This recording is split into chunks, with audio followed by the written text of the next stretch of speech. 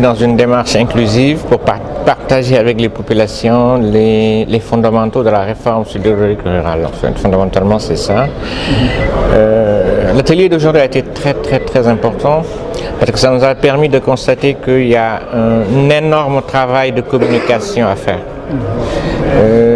Je pense que toutes les bonnes informations ne sont pas passées, mais ce qu'il faut retenir fondamentalement, c'est que l'objectif de la réforme, elle vise trois choses essentielles qui sont en droite ligne avec la politique du chef de l'État.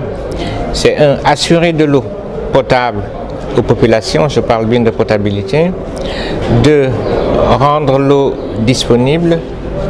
Et troisièmement, travailler pour avoir des prix qui soient accessibles à toutes les populations.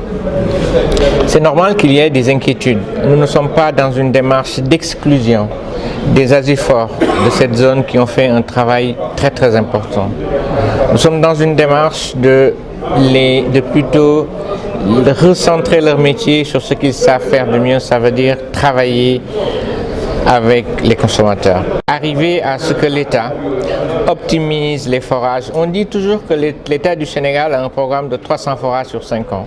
Mais au niveau de l'OFOR, nous avons un programme de 1500 plus 300 forages, ça fait 800 forages qu'il faut optimiser. Et une autre chose est d'arriver à l'optimiser pour que ce forage fonctionne. Hier, on était à l'Assemblée nationale. Les mêmes questions récurrentes qui revenaient toujours. Je pense aussi aujourd'hui que les défis sont énormes. Mais c'est des défis qui sont à hauteur d'homme. Je pense que nous avons bénéficié de la confiance du chef de l'État par rapport à nos compétences et nous allons y arriver. Mais nous ne pouvons pas y arriver tout seuls. Il faut que les collectivités locales, il faut que les Azurep, tout le monde joue sa partition. Et qu'on comprenne une chose, c'est pas l'objectif, c'est 8 millions de Sénégalais qui doivent avoir accès à de l'eau potable. C'est ça la chose la plus importante. Et je pense que c'est pour ça que cet atelier, il est vraiment très important et on va continuer à travailler dans la logique. Nous ne sommes pas, une fois encore, dans une logique d'exclusion des Azurep.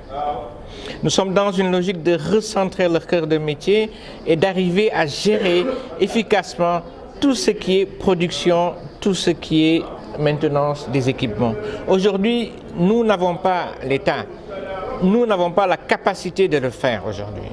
Donc nous sommes obligés de passer par un partenaire privé, c'est ce qu'on appelle le contrat d'affermage. Et le premier contrat qu'on a signé la semaine dernière, on va donner de l'eau à 300 000 personnes sur un réseau de 1000 km. Mais ça, pour le faire, il faut vraiment être un professionnel, il faut être du domaine du métier. Et l'appel d'offres a duré 2 ans et ça s'est fait dans des manières qui sont très transparentes.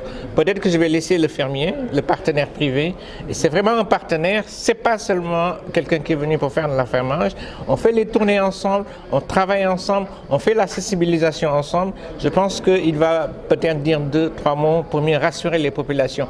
Encore une fois, nous ne sommes pas dans une logique d'exclusion. C'est les choses. L'OFOR n'a pas en charge la construction des forages. L'OFOR a en charge l'optimisation des forages. J'aurais bien aimé revenir ici l'année prochaine que vous ne me posiez pas la question combien de forages sont en panne. Mon travail, c'est que tous ces forages puissent fonctionner correctement et les investissements que l'État fait puissent être optimisés. Collectivités locales, dañuy signé contrat nañ ci xool AGEP bi nañ ci xool état bi tam nañ ci xool day nekk contrat boo xamee ne ñetti parti ñoo ciy wax loolu moo ñu yëkkati ci atelier bi.